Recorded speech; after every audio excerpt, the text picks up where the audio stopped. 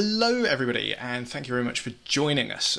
You have joined the Cloud Foundry Opening the Kubernetes Serving Kitchen Again panel, part of a time-honoured tradition where we get folks from around the community to talk about how Cloud Foundry and Kubernetes are working together.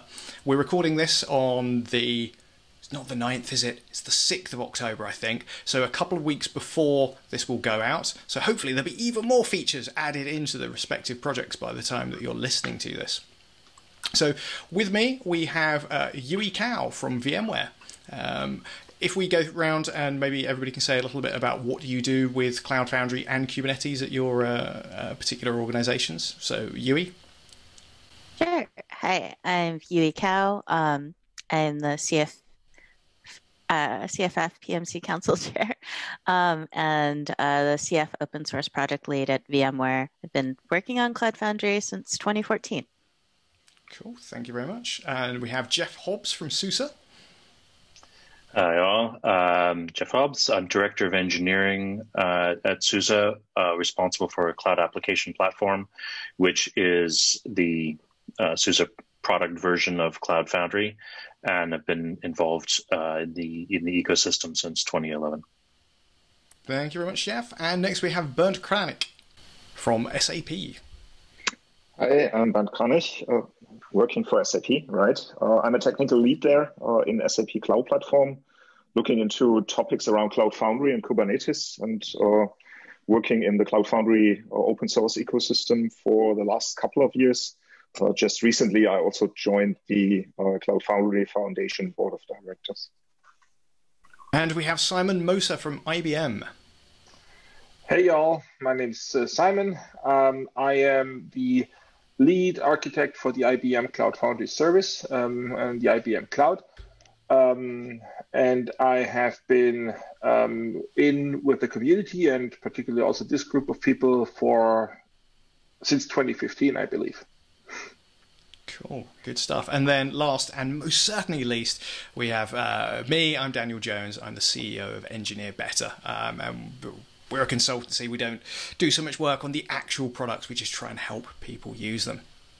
So it's exciting times in the world of Cloud Foundry and Kubernetes coming together. We've had kubecf out and about being used for some time, and CF4Kates being spearheaded by mostly VMware, and other folks are contributing as well, which, looking at the projects tracker on GitHub, is aiming for a GA release around about October the 21st, which just so happens to be roughly when this is going to go live. So I will nitpick and say it's a 1.0 and not a GA release. The aim is to get to Semver,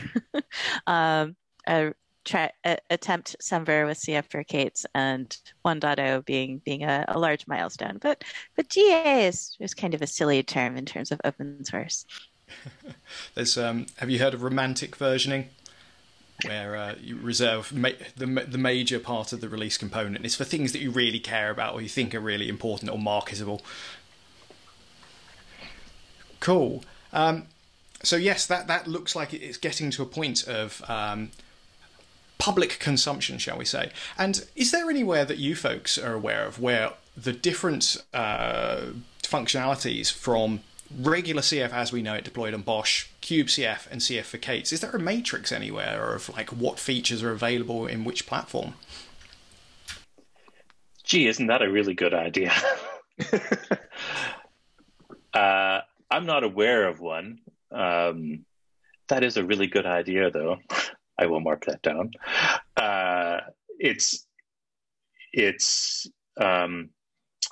It'd be kind of long, you know, the CF API being quite extensive, and then there's the CF from the user point of view, from the operator point of view. It's largely changed from the operator point of view, less so from the user point of view, but there are things you could cross off there. So unfortunately, no, not aware of any at the moment. And from the VMware perspective, and for CF4Kates, is there any publicly available tracker for having a look at the GitHub project, which I recommend that everybody watching goes and has a look at? There are some stories tagged with feature parity. Presumably, those are kind of how folks are expected to keep track of what's available in CF4Kates now. Is there any better source of information than that for CF4Kates? I don't know if we have a table with like check marks and not check marks, and then these check marks are actually deferred to Kubernetes, where actually this is a Kubernetes feature, or actually this is an Istio feature, and now Cloud Foundry is just kind of a layer atop that. I do highly recommend checking out the CF4Kates GitHub project, which kind of tries to associate various features and milestones so people can comment and ask questions like, hey, this particular feature I cared about that was part of Cloud Foundry, when is that going to be available in the CF4Kates line? Is that going to be available in CF4Kates line? What I'd love is for people to say, like, how might I contribute that to CF4Kates if that's not being worked on right now? But yeah, that's one of a point of engagement there is we're really hoping to be much more transparent about what is and isn't there, and how it's being thought about in terms of sequences. Cool. Yeah, actually, we've kind of asked that very same question at SAP, Daniel. So, like, compatibility is near and dear to our hearts. Having quite a number of customers running on the Bosch managed Cloud Foundry side of the house. I think, in a nutshell, as you said, that there's no such overview, but I think the two big areas that we have identified is the whole topic of route services, which I think is quite a bit different in CF4Kates, and the other topic that we, I guess, still need to look into in more detail is the whole topic of build packs. So kind of existing build packs in the Bosch managed world versus Cloud Native Buildpacks, and also specifically custom build packs is, I believe, something that still needs some more investigation and work. Yeah, for me, oh, go ahead, Simon. I was about to give you some credit, Jeff, which is particularly there's in kubecf, at least there was one user-facing feature that was missing until literally like 10 days ago, which was the container-to-container networking part. But that is working, and I can say that at least we at IBM have successfully adopted that in the latest kubecf cut, and we are playing around with it, and it's looking like it's working as we expected. So I think that, at least to my understanding, was the last, from all the features that we support from our point of view as a vendor, I think that was the last big gap that we had from a user-facing perspective. So I think that's pretty awesome that feature gap is now closed.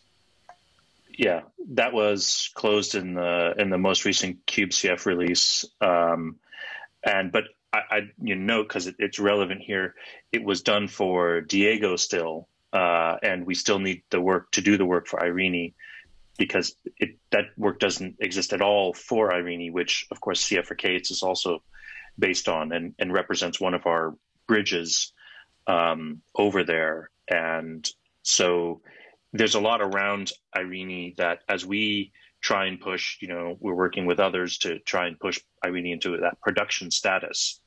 Getting it to production will still mean it's not necessarily at feature parity in production, but more from a stability of the core functionality. Yeah, and that's a very good clarification. So when I was talking about that, I was also talking about Diego because as a backdrop, I'm coming from the how can I migrate over a Bosch environment onto something like a kubecf, and therefore doing a migration from Bosch to Kubernetes and doing a migration from Diego to Irene at the same time seems a bit challenging. Yeah. It's worth calling out also, though, if what you're looking for is a developer experience atop Kubernetes, and you're not necessarily requiring to migrate from your existing Cloud Foundry, you can get really far with CF Arcades, being able to push your app, get source code to running. There are some things that have been made easier by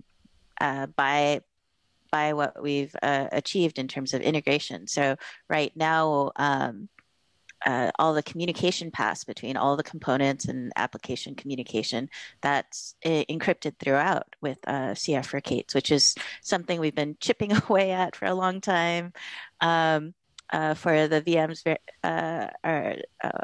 kind of original flavor Cloud Foundry, and aren't quite there yet. It's still possible, but it's just so much easier now that we can take advantage of some of the abstractions and other things just by everything being on Kubernetes.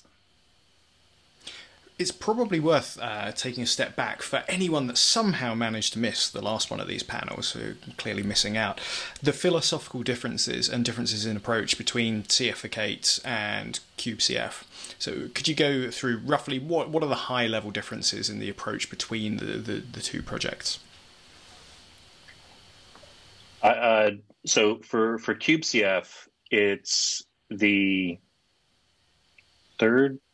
fourth generation of the attempt to get Cloud Foundry sort of as is, moving from a VM-based ecosystem to, well, first it was to containerized, then it was to, sort of cubified.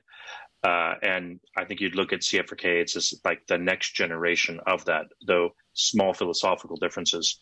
In kubecf, we're really taking Bosch manifests, the exact same code used in the VM setups, and containerizing them, adding operator infrastructure and other aspects that make it operate well natively on Kubernetes.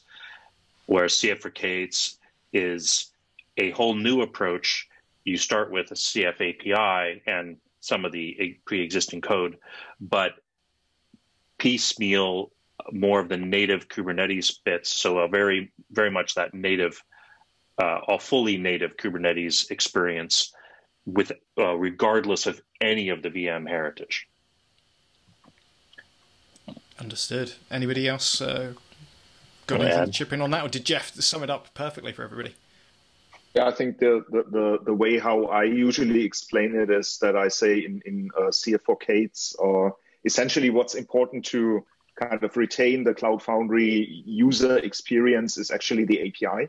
And these are primarily the components that continue to exist. So that's ultimately Cloud Controller and UAA, which represents that kind of end user facing API. And then for the rest, I think the folks at VMware have done a great job in kind of assessing like what alternative technologies exist on the Kubernetes stack to kind of replace existing components that we know from the Bosch world, like for example, swapping out the whole Go router and container networking infrastructure with Istio. And I think that's like how I like to explain CF Arcades.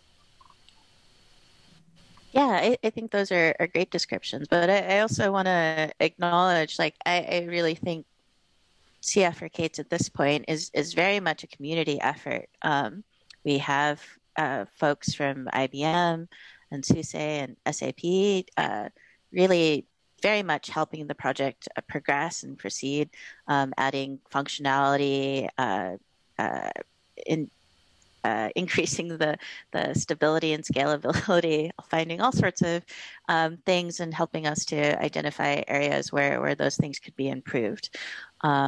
And so I in some ways, I do acknowledge VMware has really pushed that effort forward, but I really am enjoying the amount of collaboration that's happening there. And I'm especially pleased to see how many of the things that CF Arcades has been putting out there is being adopted by kubecf as those things mature, and hopefully these things start to chart closer together, and hopefully this will be more of an implementation detail over time. Yeah, and that's something that we discussed. Oh, sorry, Simon. No. I was just about to add to that. So I mean, this is exactly where I'm thinking, and I think we touched on this in the last panel already. These projects are, although we kind of describe them now as two alternatives at this point in time, I think over time, and hopefully the time is going to be more short than long, they would be growing together and becoming one. I think it really depends. Like the major difference, as I see it, between the two is it really depends on where you're starting from, right? If you're starting from, let's say that you have an existing BOSH-based environment and you want to migrate that over or doing something like that, then I personally believe that coming more from an operator experience rather than a user experience, the CF4K is going to make your life a little bit easier, and it maybe is also a little bit more mature than where CF4K is today. Whereas if you are more or less starting from a green field and you just want to retain the Cloud Foundry user experience and not so much the operator experience, then on the contrary, it's probably going to be a bit easier to start out with CF4K. So it's not an either or, and like I said, I think over time they will grow together. It's more like where you're coming from, what are your personal or your company's preferences and priorities, and that will a little bit determine your starting point here. And kubecf is in use in production by various people at the moment, is that correct? Yeah. Yeah, we have customers in production on kubecf. So this stuff is on. Although I should note that to date, with the current release, it's on Diego based, not on Irene. And that's still available in an experimental view, but we're trying to push that to production soon. And we also have a bunch of production customers on kubecf and the predecessors, which is SCF. And right now we are actually in the process of trying to build a hybrid environment between BOSH and Kubernetes, because for the single tenant deployments, it's easy, right, to move them over, let's say just from a BOSH-based deployment to a kubecf. But if you're running a large multi-tenant thing, like PWS, for example, used to be, or the IBM Cloud Foundry service still is, that is much harder to accomplish, and that is a lot of hard engineering work to move that from BOSH-based environment to something else. And with that migration, is that something that you're looking at a hybrid environment because you have to move piecemeal because it's so large, or do you see that there are parts there that might stay based on VMs BOSH deployed for various reasons? No, it's going to be piecemeal because it's so large. You don't want to do disruptive migrations and all these sorts of things. So I envision that in the end everything will be moving over. But there will be some intermediate stages. So the first intermediate stage, and we have not done this in production yet, we just have done it in our staging and test environments. But the first intermediate stage that we are trying to get to at the moment is that we have the control plane, so the Go router, the cloud controllers, and all that kind of componentry that's still sitting on BOSH. But the Diego cells, they have been moving over to Kubernetes. And we could have done the other way around. And initially we thought it's a really bad idea to do that. But then we tried it out and we actually figured out that it's maybe not so bad. And it actually worked quite well. Once you get the networking stuff resolved, it becomes fairly straightforward so far from what we can tell. So this is actually not a bad thing. Cool. And yeah, I think. Go on, you. Oh, my internet connection is maybe unstable, but hopefully it's okay. All right. I was just going to say, migration. The topic is quite. It it has very many facets. I think Bernd wrote up a topic a doc describing various types of migrations scenarios. But I think for a lot of users of Cloud Foundry, many of the existing ones are used to bringing up a whole nother Cloud Foundry and then having to and then repushing their apps to that new Cloud Foundry. It might be because their older infrastructure needed to be replaced. And so then they get a new Cloud Foundry endpoint, and then they ask their users to migrate that over. There are some tools out there like CF Management that helps to replicate the user org kind of mappings from deployment to deployment, and so that kind of helps with the bootstrapping there. And so there's kind of a way already that people are naturally using to migrate from a Cloud Foundry to another Cloud Foundry, and I can see that as CF for K8s matures in capability, or even kubecf as it matures in capability, that people would be able to leverage that same kind of migration technique to go from what they're used to in terms of CF for VMs to CF for K8s or kubecf. And the amount of capability that they need, like what kind of applications do you have? Are they taking advantage of things like container-to-container networking or not? That might enable you to go sooner or later, depending on what your application actually needs. Yeah, no, I think. Go ahead, Jeff. I mean, I think that brings up another interesting point, which we only alluded to before, but I think is worth talking about. And one of the differences, I think one of the key differences between what's current kubecf and what's CF for K8s, and a very important question to ask is, CF for K8s is willing to break some of the existing compatibility, and which kubecf has been trying to be that bridge. There will come a time when, if we're like, okay, if this is what we want to do, hey, all user community, some things are different. And currently, one of the biggest ones that I've been concerned about, from empathizing with the user, is Buildpacks. So you won't necessarily be able to just push all up to now. You can move from a VM base to any of the kubecf based systems, and you repush Buildpack compatibility is exact. That's not the case with CF for K8s. And so, as Yui was saying, if you start greenfield, that's not necessarily an issue. But for a user that's been trying to they kind of bought into the Cloud Foundry ecosystem, you might have bought in 5 years ago, you've been able to use pretty much untouched, moving from version to version and system to system. But in CF for K8s, well, that build pack may not exist yet, or even if it's the same, like say a Ruby build pack, it's not quite the same anymore. The architecture is a little bit different, and your app may not work out of the box. And then all of a sudden, we're pushing back on the user community. Yeah, it's the same. It is actually from an architectural point of view and everything, but it's not compatible anymore. And I think some of those things will mature over time. Some of those differences, I believe the Paketo folks are hoping to smooth out. And as we get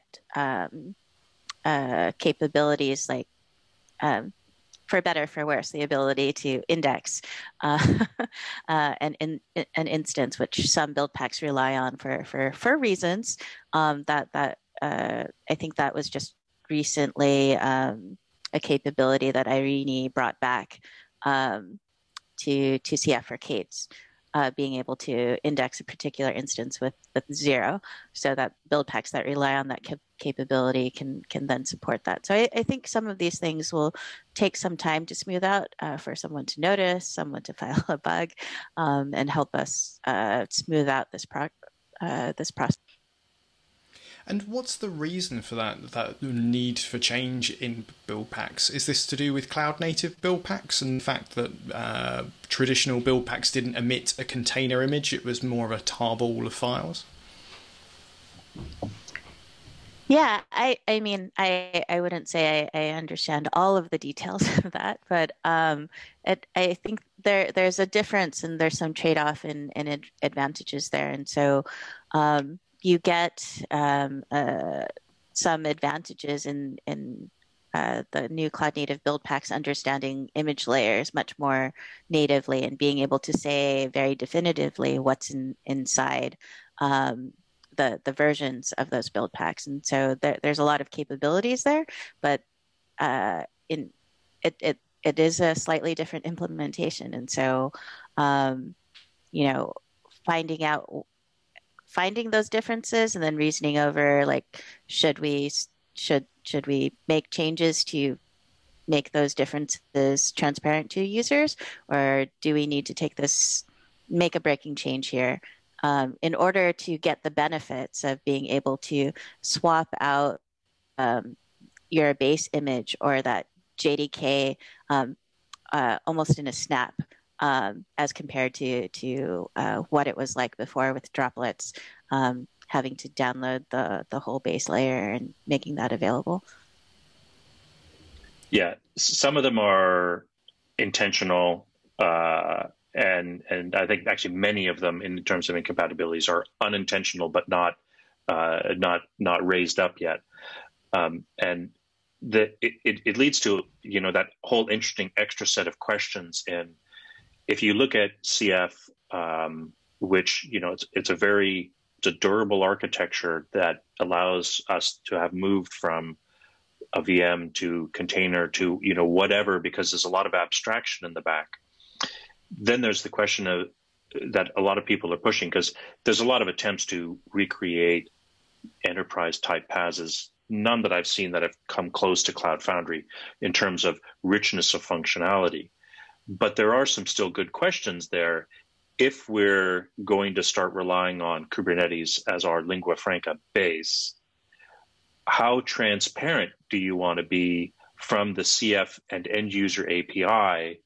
Because, I might now be able to get extra functionality, when playing with layers versus the very abstract tarball method, which I'll be able to, port to probably anything in the future. But with layers, I might get, a certain extra level of transparency that can be very useful to the end user.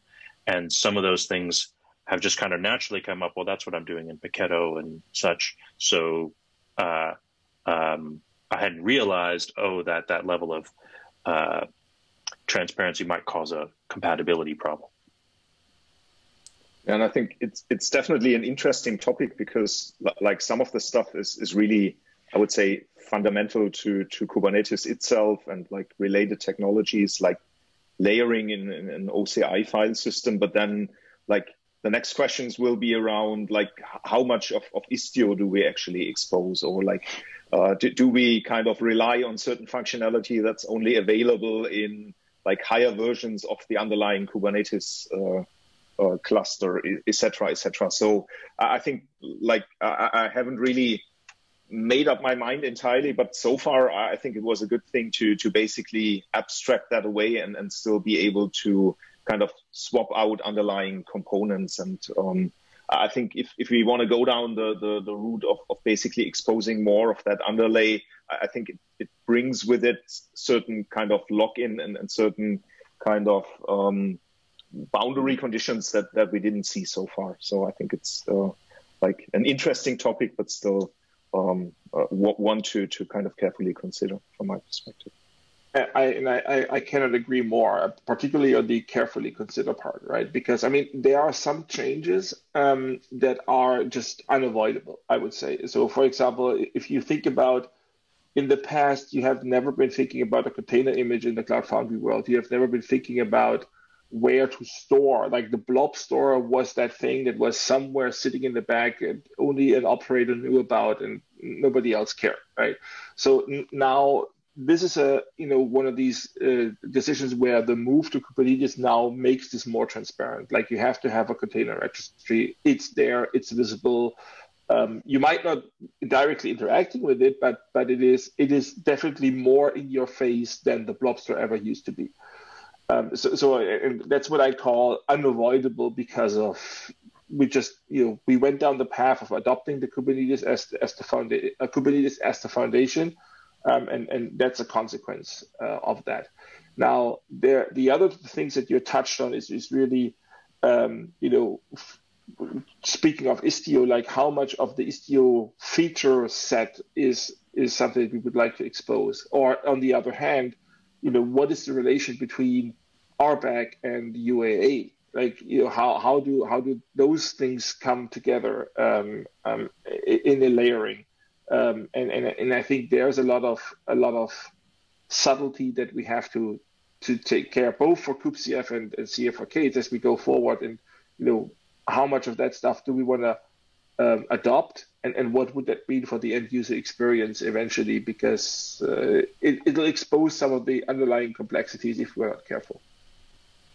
And I'm not sure that is a good point. I mean, there's the two that you bring up, but Istio and RBAC. So Istio, it's great in one sense, as you mentioned. Istio and Envoy were one of the ways in which we could automatically get some end-to-end encryption between all of the components.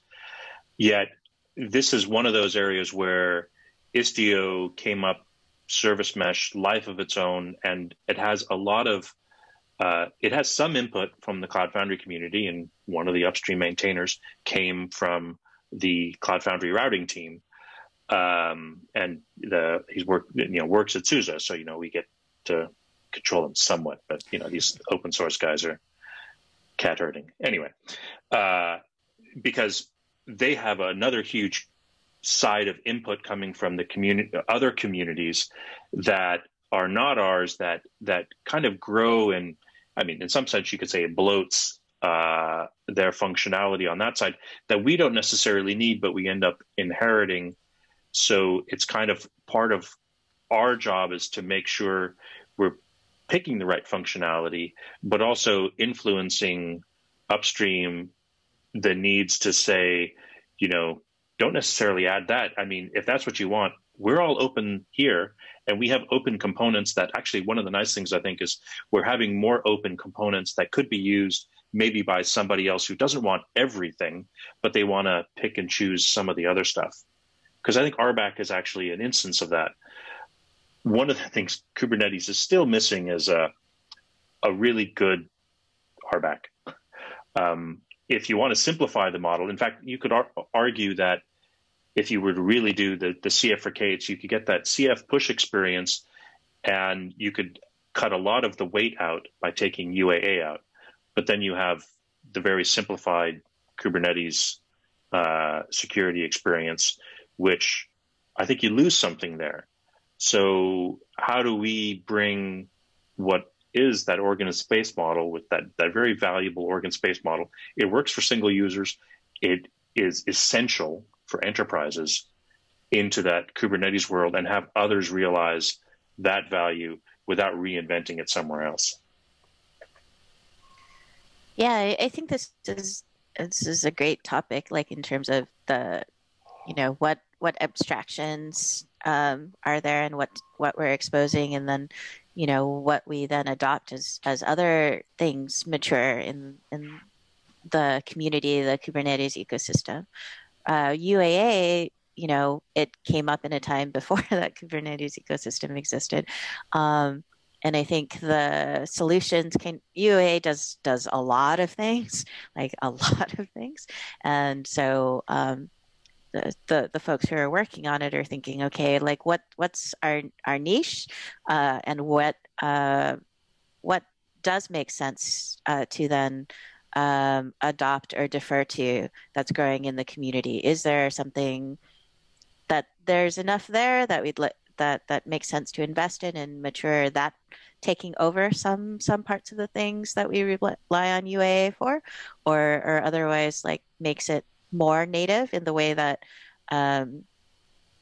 we're deferring to Kubernetes or Paketo to be more native to that ecosystem, and then still having an abstraction layer on top so that developers don't have to worry about it.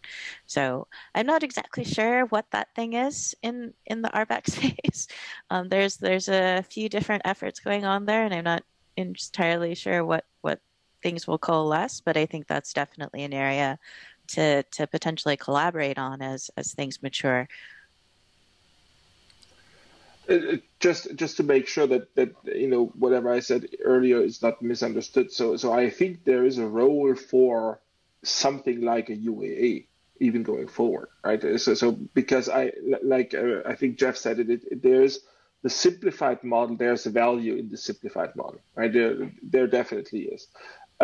Where there is lesser value, I think, is in the way how the UAA pieces currently are implemented, because I think of it always from a conceptual point of view as a progressive disclosure kind of model, right?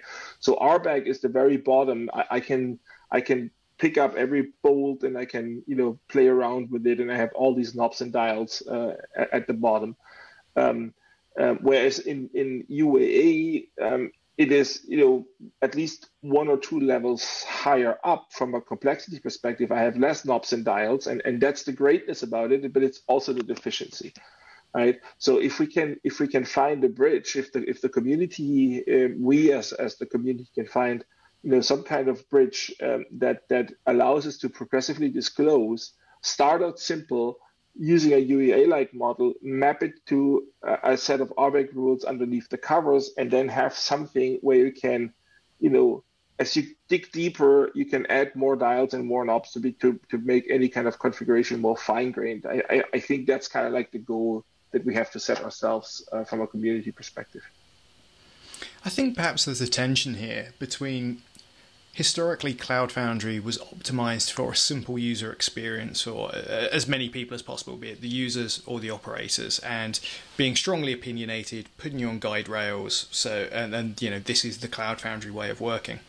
And the rest of the world has maybe changed in the time since Cloud Foundry's inception towards people want to get down and dirty with the YAML and all of those knobs and levers and dials and change things and configure their own Istio service meshes. Do you think that there's do you think that the Cloud Foundry user experience needs to change to allow people to get into those lower level details? Should the Cloud Foundry user experience stay the same, or should it expand to new functionalities, new features, scale to zero, serverless, but maintaining its original kind of approach of being on guide rails and a simplified experience? I guess I would. Sorry, you. Go ahead. I was just going to say I really think it's important that we keep the simplified developer user experience. I don't think people want to be owning and knowing about all of the configuration details and staying on top of the compatibilities between all of these things, and especially as various technologies come and go, employing experts in each of those spaces and then just staying on top of it. It seems not quite, in terms of trying to provide business value. The most important thing, I think the thing for that I'm hoping that we put a lot of energy behind is making it easy to try CF for K8s, easy to try kubecf. That right now, I imagine you can, if given a cluster, which a lot of developers and development teams are able to easily provision nowadays, can you deploy CF for K8s to that? Can you deploy kubecf to that? And then with that, take those curated experiences and then have an easy, simple approach to get your source code to running, and have a lot less that you're owning cognitively about how to run your own paths. And so like as you pick and choose the different pieces, that's great. That it's less of a magic box. Like one of the complaints I've heard about Cloud Foundry is CF push is a little too magical in some ways. And so now that more of the pieces can be decomposed and independently valuable, people can more easily introspect and understand what's going on if they want to. But I think it's really important that we as a community maintain that simplified developer experience. I totally agree, but I think we have to distinguish three pieces here, right? So for the actual developer, I 100% agree to everything that you just said. I think there can be a valuable debate about should we maybe open up a little bit more of configuration options, just sticking with the RBAC UAA kind of example for someone like an org manager. Like, would I, as an org manager, maybe be able to specify a higher level of RBAC rules for my organization, but not for the actual developer? So it's a different role. And then the third one that Dan, I think, threw into the mix here was, new features like scale to zero. And I think that is certainly something where we should not, that we should adopt going forward, that we should not close our eyes on. And how we're going to do it, if we can do this with the same simplified user experience that Cloud Foundry has today, then I think we are on the right track. Yeah, I guess I would add to the conversation that probably we're talking about different groups of developers. So I recently looked at the most recent KubeCon recordings and try to identify the topics that I'm actually interested in. And for many of the topics, being quite technical, also compared to some of the Cloud Foundry users that we have building business applications on top of a platform, I basically found many of the talks too technical to really spend half an hour, 45 minutes to watch these. So, but at the same time, I obviously realized that there's a big open source ecosystem of people who want to go to KubeCon and watch all those talks. So my basic question is are we actually talking about the same groups of developers kind of enjoying all the freedom and kind of capabilities that Kubernetes offers versus the ones that really enjoy the CF push experience on Cloud Foundry? Yeah, I'd add on to that with, it's one thing to have knowledge of underlying system. There's another to be responsible for taking care of it. And I think that's why the CF experience, the simplified end user experience, is important to maintain and not to get it too blurry, make it much more complex. Things like scaling to zero, adoption of serverless in that ecosystem, I think you can do without losing any of that.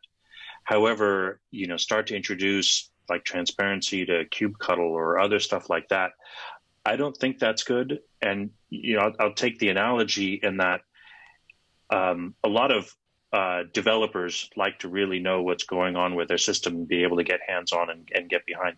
But when you want to be productive, there's kind of a reason that that shiny fruit logo is common on all the laptops in all of these highly technical engineering conferences. You can go fully open with all of your devices, but there is at some point where you want to say, I want to have that access, but actually from the end user point of view, I want to just actually get stuff done. And that's what we really want to keep in that Cloud Foundry ecosystem. It's about getting stuff done, acknowledging that there's an entire operator experience, and we are changing the operator experience around. And we still want to make sure that for those people, they really know all the nuts and bolts, where all the lines cross, so we can make sure they're comfortable with security and the various pieces, but still have that simplified user experience is very important. I would like to make sure we keep that. It's an interesting conversation about developers and the things that they're interested in, things that they want to focus in on. I suppose that for the likes of us who are all dealing with infrastructure and platforms day in and day out, we're most likely to be exposed to those developers who want to write all the YAML and pick all of the things from the CNCF ecosystem to throw at their cluster. And probably we're maybe further away and hear less noise from the developers who are just writing a Java app in an enterprise or a Python app or a Ruby app that just want to get it up and running. Do you think that there is... this is a question that I asked to you folks the last time we did this panel as a member of the audience about CF push possibly being an anachronism. Do you think that there's a time when folks will not expect to use an imperative CLI to interact with their platform and to deploy things and to configure spaces? Do you see that that's maybe a shift that will happen, or is that maybe that kind of focusing on the one type of user above another?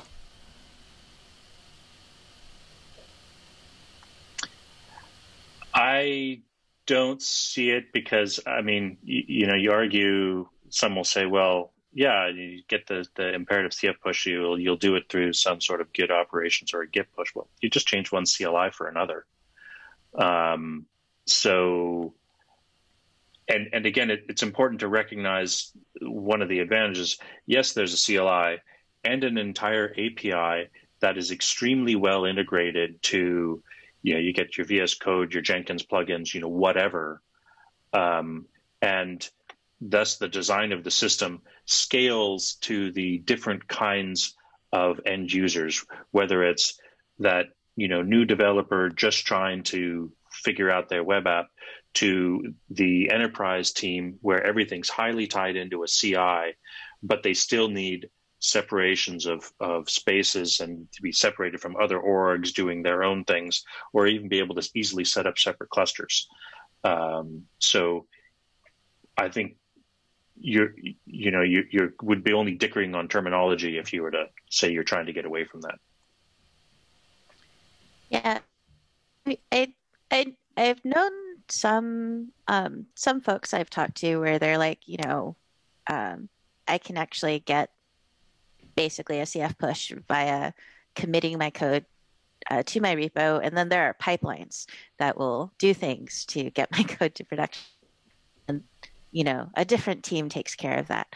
And I think that's fine and that works, but it's also, you have a team that is now maintaining and owning those pipelines and getting that to production. And so, where as a company, does a company want to invest in people maintaining this kind of bespoke pipelines? And as that progresses, the things underneath having to change. And again, that's like, do those folks have to keep on top of like new capabilities and new bugs? It just looks like a lot of surface area to me if that's the approach. And I think if you're at a certain scale, maybe that makes sense. But really, CF is an open source project, and I think it's just by the day, and by the time this conference actually happens, I think it'll be much more approachable for someone who's just wanting to try it out and see like what could they defer to this experience as opposed to owning a complicated set of pipelines, or deferring to a team of people to own a set of pipelines. Understood. Earlier on, we've got about 7 minutes left, so we need to wrap up soon. One of my subsequent questions, so you can think about this in advance and start thinking of answers, was going to be, when is it going to be appropriate for people to move to either kubecf or CFK? But before we get there, it's been mentioned by a couple of you folks about Diego versus Irini and the fact that kubecf is still using Diego by default. What are the drawbacks there? Are there some things that Irini doesn't do at the moment that still need to be worked through? Are there things that it will never do? So the first drawback, and I think actually Simon, because the IBM team has done a lot of this work, is that Diego is been extremely well hammered on in terms of, scalability and all the various, integral use cases are well known with Diego. And with Irene, that's new. Irene brings greater levels of efficiency and incorporation with Kubernetes that have brought up some actually, look what we can do now and things like that. But those are still future looking and not today. But I would like to see, and as I've discussed with my team, I'd like us to call Diego deprecated, fully deprecated as of this conference, with the focus being fully on Irene. I can just echo what Jeff said. So I think the major difference that I see it right now is really scalability. Right? I mean, I know that I can scale Diego, and I mean Bernd can also tell a story about that. Probably equally good as I can. I can scale a Diego system today to thousands of Diego nodes running, hundreds of containers on each node, and that just works like a charm. There is no problem in that. Irene has yet to prove that they're going to get there. I'm pretty sure they do, because we have a lot of smart people on the Irene team, right? And we'll get there. And maybe we are even there. We just don't know it yet. But the evidence is not on the table for that. And I think that's so at least at the superficial level, the biggest difference and the biggest challenge that I see. But actually, like from what we've seen, the kind of limiting factor at this point is actually less Irene and probably also less Kubernetes. But like we've seen certain behaviors in actually the service mesh in kind of how it creates routes, how it kind of creates sidecars, how long that takes, and how well that scales. That is at least currently the limiting factor. Again, to Simon's point, I think like people are looking into the topic, both I would say from a Cloud Foundry perspective, but then also from an Istio perspective. So I'm positive that also there we'll be able to actually push the limits. But at this point, at least as far as we've seen, it's less like a container scheduling question, right? Because ultimately Kubernetes itself should also be able to scale to a decent size. Right. And I think some of this is a bit in terms of how do you think about Cloud Foundry and how many instances of Cloud Foundry make sense. And for I think CF for K8s and kubecf, they're much more approachable for a smaller organization. Like I think you could easily say today with CF for K8s, you can run 1,000 apps, and for many small to medium businesses, 1,000 apps is plenty. So certainly the kind of scale that IBM or SAP are looking to run is maybe not common for some organizations. And so then, maybe there are more Cloud Foundry instances that a larger organization might run that they might more easily bring up and tear down, which isn't to mean like I think we shouldn't continue to invest in scaling CF for K8s and kubecf for that matter. And there are investments, as I understand it, or hopes to be able to speak to more multiple Kubernetes clusters. Those are other ways of increasing the scale of how much a single control plane could manage. But I think even today, as CF for K8s, hopefully by the time this talk goes up, is already 1.0, is quite capable of supporting production workloads, acknowledging it's a 1.0. So bug in issues, welcome, but but it'll be upgradable is the goal there with that 1.0 release. Sorry, we've got about, despite being given a whopping 55 minutes this time, which we're very grateful for. Yes. We're almost out of time. So that was a great segue into when is it going to be ready for people to adopt these things? kubecf's already in use. CF for Kates is going to be 1.0, hopefully by the time this goes out. Are there any things that people should take into account when deciding whether they should make the switch? In 20 seconds or less each, when should people think about adopting Cloud Foundry on Kubernetes? Jeff, let's go to you first. It's already ready. You know, whether you want kubecf because you want to be in production next month, or whether you're thinking longer term, so you look at CF for K8s.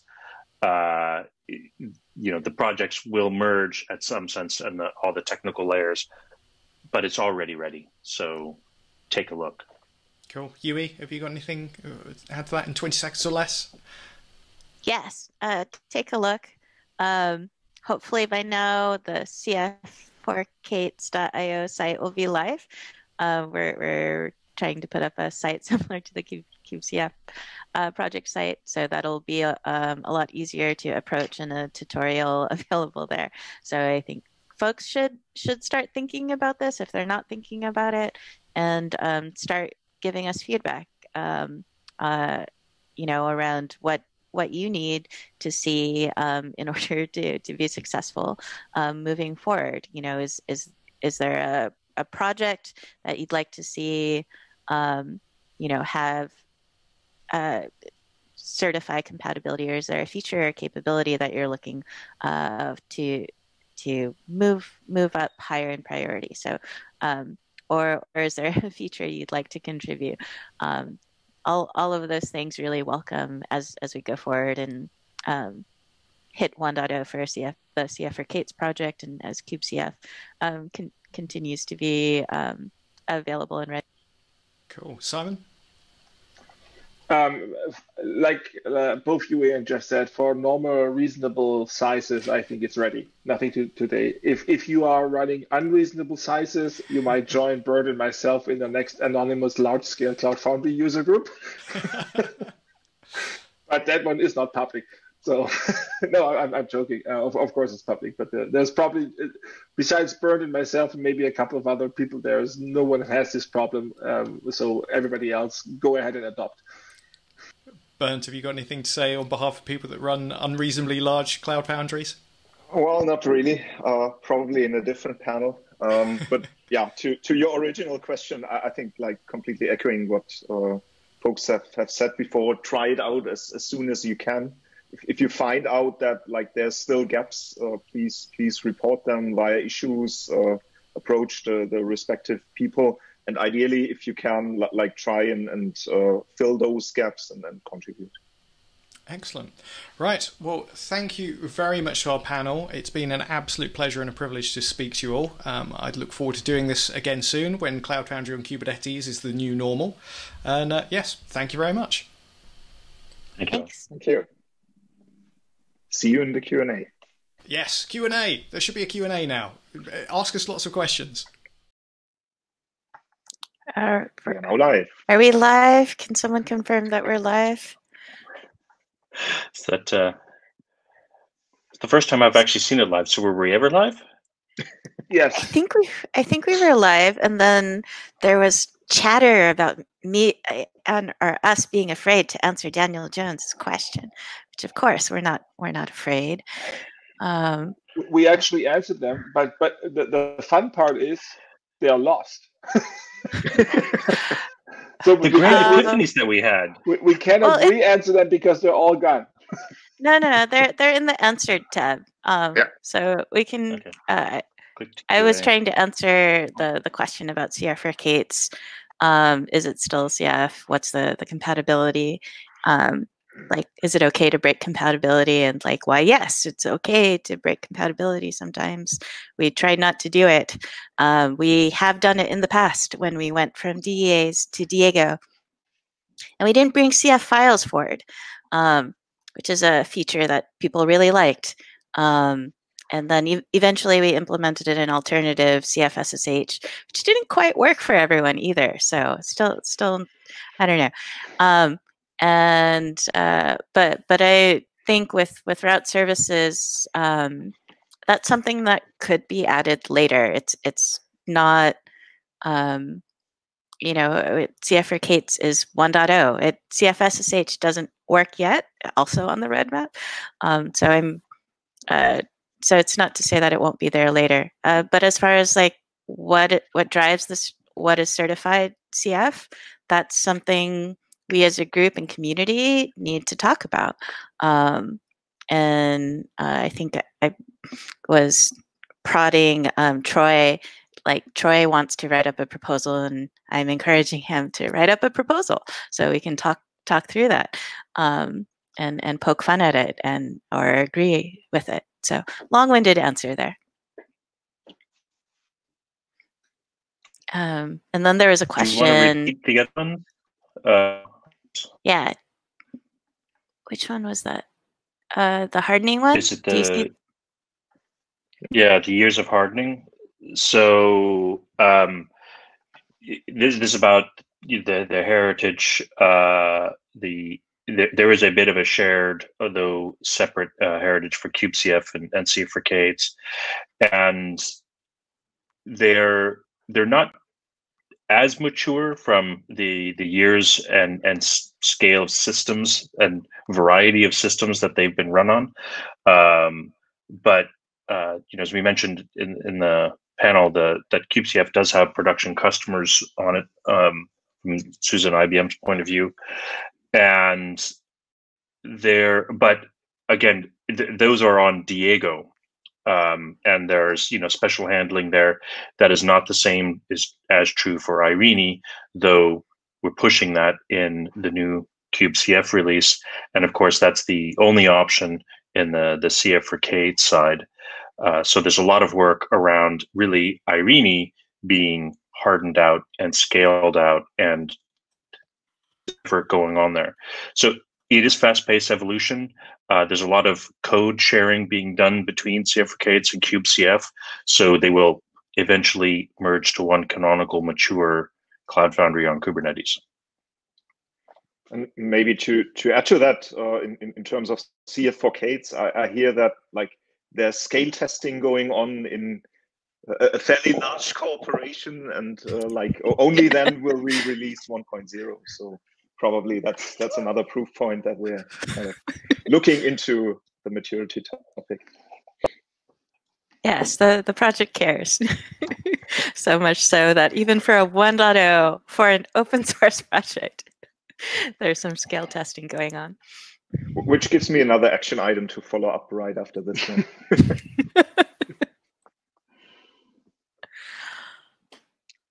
All right. I don't see any other questions. Oh, I guess folks didn't even remember CF files was a thing.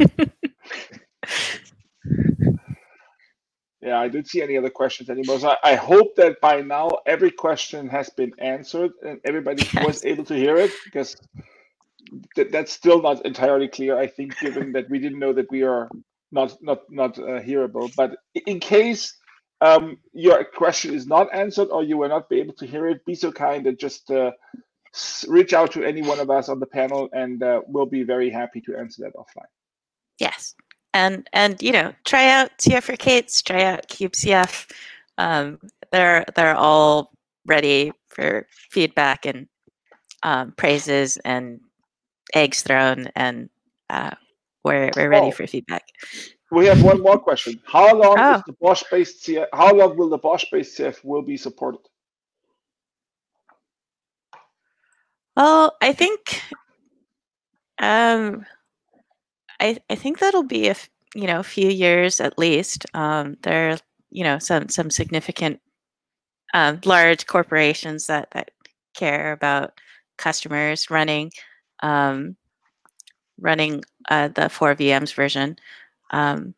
But details, I think that's to be discussed, right? Like the Bosch team is working on a bionic stem cell, and I hear some folks at SAP are helping to test it out.